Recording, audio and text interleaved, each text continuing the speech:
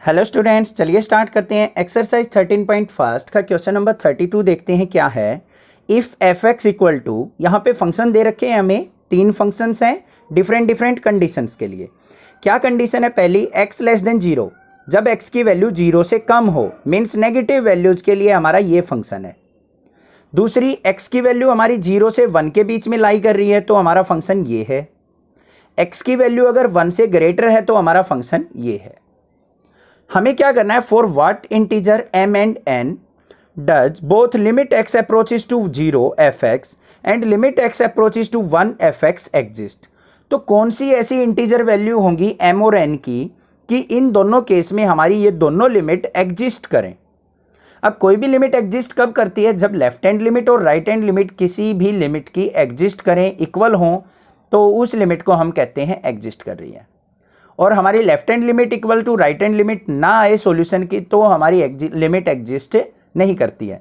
तो हमें तो बस ये बताना है कि कौन सी वैल्यू पे हमारी ये लिमिट एग्जिस्ट करेगी। ठीक है, तो चलिए देखते हैं। सबसे पहले हमें दे रखा है limit x approaches to 0 fx, ये दे रखा है फंक्शन। तो यहां पे हमें x अप्रोचेस टू 0 fx दे रखा है, तो x जीरो की लिमिट हमें क्या करनी है? लेफ्ट हैंड लिमिट और राइट हैंड लिमिट पे हमें चेक करना है। तो सबसे पहले क्या लेंगे हम? लिमिट, लेफ्ट हैंड लिमिट की बात कर रहे हैं हम। तो limit x approaches to, zero से लेफ्ट साइड जाना है तो कैसे जाएंगे? जीरो माइनस करके, और साथ में हमारा फंक्शन क्या रहेगा? f of x। Zero minus मतलब जीरो से छोटी वैल्यू, और जीरो से स्मॉल वैल्यू क्या होंगी हमारी? x less than zero. तो ये फंक्शन हमारा क्या होगा? यहां पे यूज होने वाला है। तो हमारा जो फंक्शन होगा वो क्या आ जाएगा? Limit x approaches to 0 minus fx। fx क्या आ जाएगा यहां पे? हमारा mx square plus n। Clear? Next step में हम क्या करेंगे? अपनी x की वैल्यू जीरो लिमिट इसके अंदर पुट कर देंगे। तो यहां पे पुट करते हैं लिमिट, तो क्या आ जाएगा हमारा? m इंटू जीरो का स्क्वायर जीरो प्लस n। तो ये तो जीरो हो गया, तो यहां पे सॉल्यूशन क्या आया हमारा? n। Left hand limit solve out हो गई हमारी। अब बात करते हैं अपनी राइट हैंड लिमिट की। राइट हैंड लिमिट पे देखते हैं हमारा क्या सॉल्यूशन आता है। Limit x approaches to, right पे जाना है हमें जीरो के, तो जीरो में कुछ ऐड करना पड़ेगा, f ऑफ x। और फंक्शन क्या होगा हमारा? जीरो प्लस के लिए ध्यान से देखो, जीरो प्लस मतलब पॉजिटिव वैल्यू, तो हमारा फंक्शन कौन सा काम करेगा? nx plus m। तो यहां पे क्या लेंगे हम? nx limit x approaches to 0 plus और nx प्लस m। अब कुछ बच्चों के माइंड में आ रहा होगा, सर जीरो प्लस मतलब जीरो से बड़ी वैल्यू, तो ये फंक्शन भी हो सकता है। बट यहां पे देखो उसने x ग्रेटर देन 1 के लिए बोला है। अब जीरो से बड़ी वैल्यू 0.5 भी होती है। क्या 0.5 के लिए ये कंडीशन सेटिस्फाई करती है? नहीं करती, तो इसलिए हम इसको नहीं ले सकते।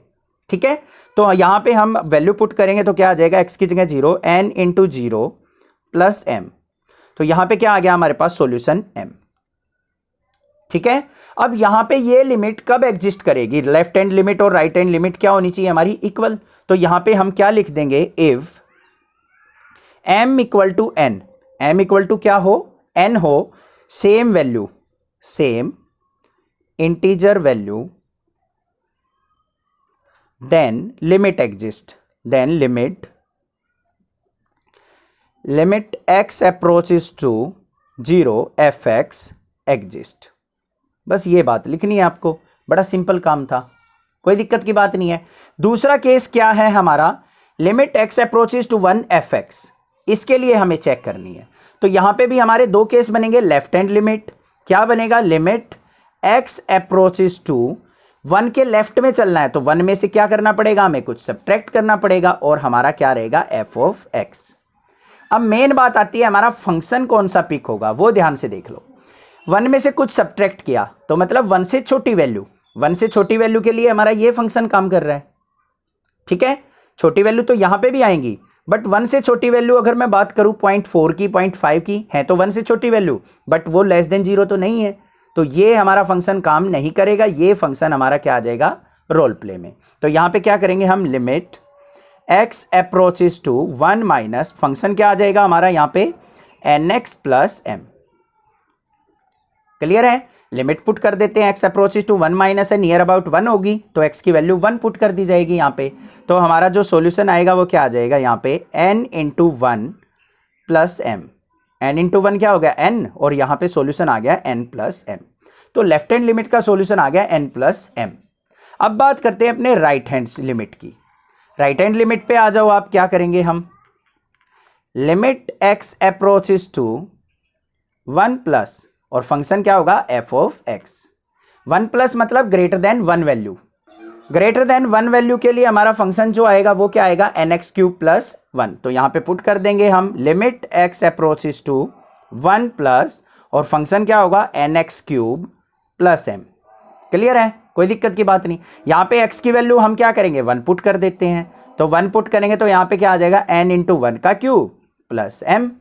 तो यहां पे क्या आ गया हमारे पास, n इंटू 1 का क्यूब मतलब 1 हो जाएगा यहाँ पे, 1 इंटू n प्लस m। तो यहां पे देखो left hand limit equal to right hand limit आ गई। तो यहां पे क्या हो जाएगा, for every integer value of n and m, limit